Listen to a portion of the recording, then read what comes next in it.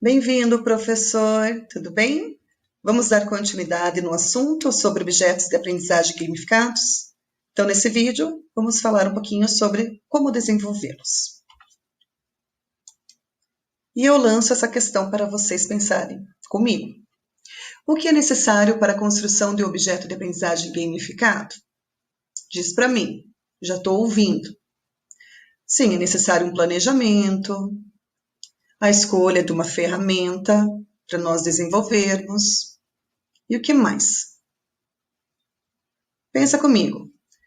A nossa intenção é criar, então, um objeto de aprendizagem, trazendo elementos de games e associá-los a um conteúdo de matemática, visando o ensino deste.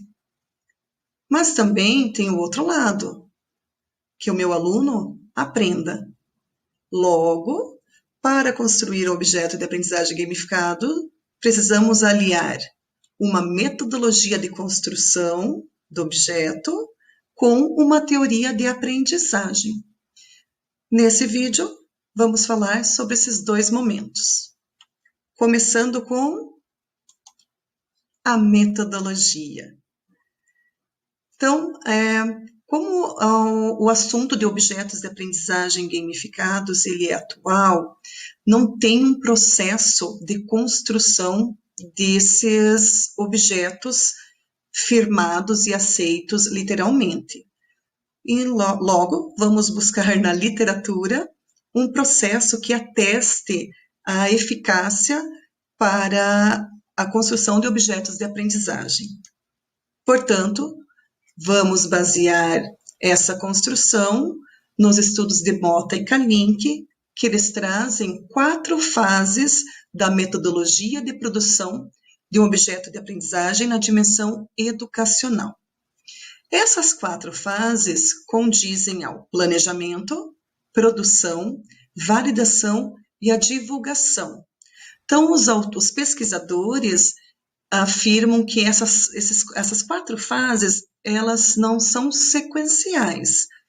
Logo, eu posso, a princípio, escolher já uma ferramenta para começar a fazer meu planejamento, validar, fazer um pré-teste, retornar para o planejamento, ou seja, eu tenho uma mobilização nessas 4 fases. A fase do planejamento, os pesquisadores destacam que deve ser já definidos quais são os objetivos desse objeto, o conteúdo específico, público-alvo e a organização das ações que ocorrerão no decorrer da utilização do objeto. Essa organização das ações, os pesquisadores propõem alguns mapas, construção de mapa conceitual, navegacional, e também eles propõem um roteiro.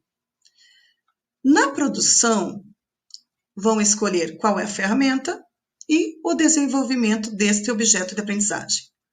Na validação, vai ser aplicado um teste de viabilidade e a divulgação, a escolha de um repositório, a elaboração desses metadados, ou seja, das informações desse objeto e disponibilizá-los nesse repositório.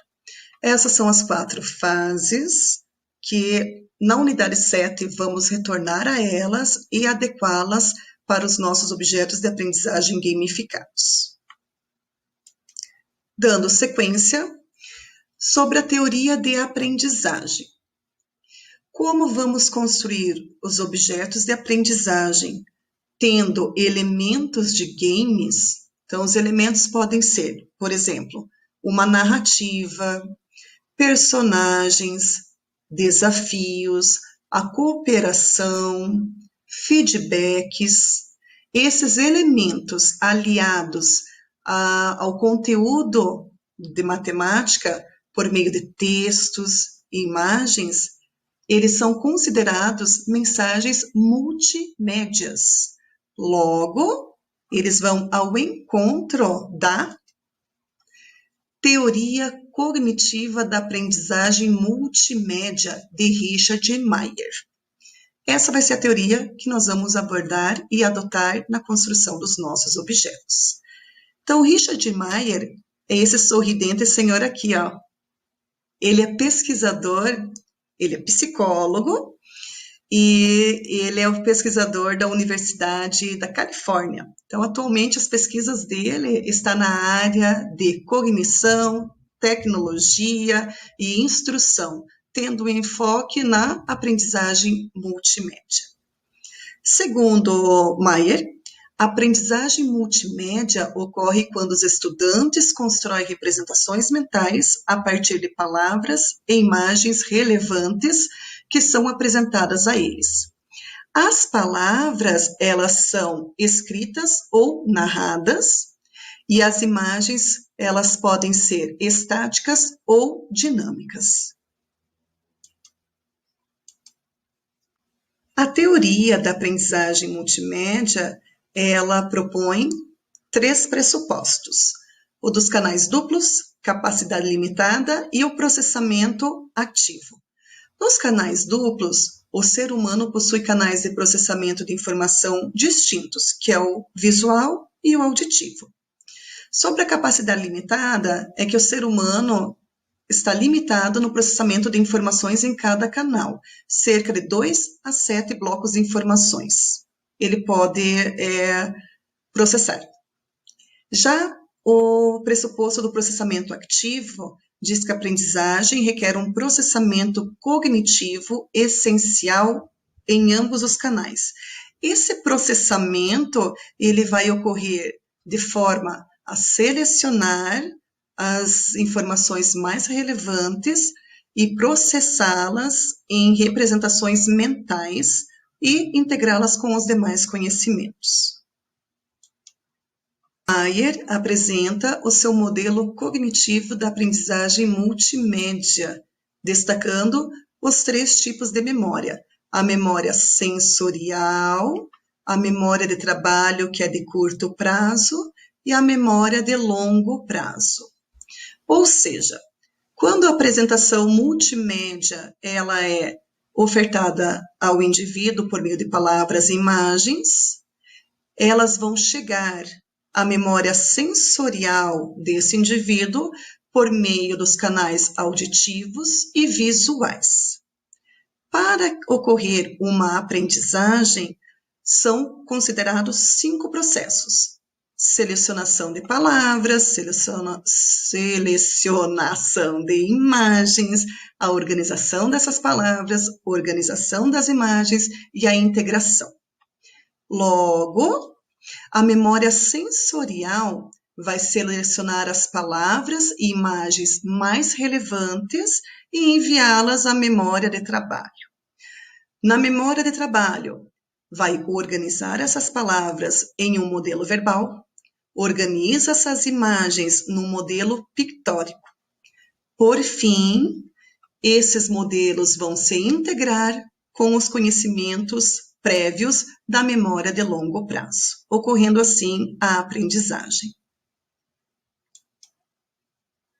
Também, Mayer destaca 12 princípios para a criação de materiais didáticos multimédias, sendo eles: princípio da contiguidade espacial, ou seja, quando as palavras e imagens elas estão próximas. Princípio da contiguidade temporal, quando as palavras e as imagens são apresentadas juntas, simultaneamente. O princípio da coerência, quando são excluídas palavras, imagens ou sons que não são relevantes para o material. O princípio da sinalização, quando as informações importantes são destacadas. O princípio da modalidade, quando as palavras na mensagem são apresentadas como texto falado ao invés de escrito. Princípio da redundância, quando se utiliza a animação e narração ao invés de animação e o texto escrito.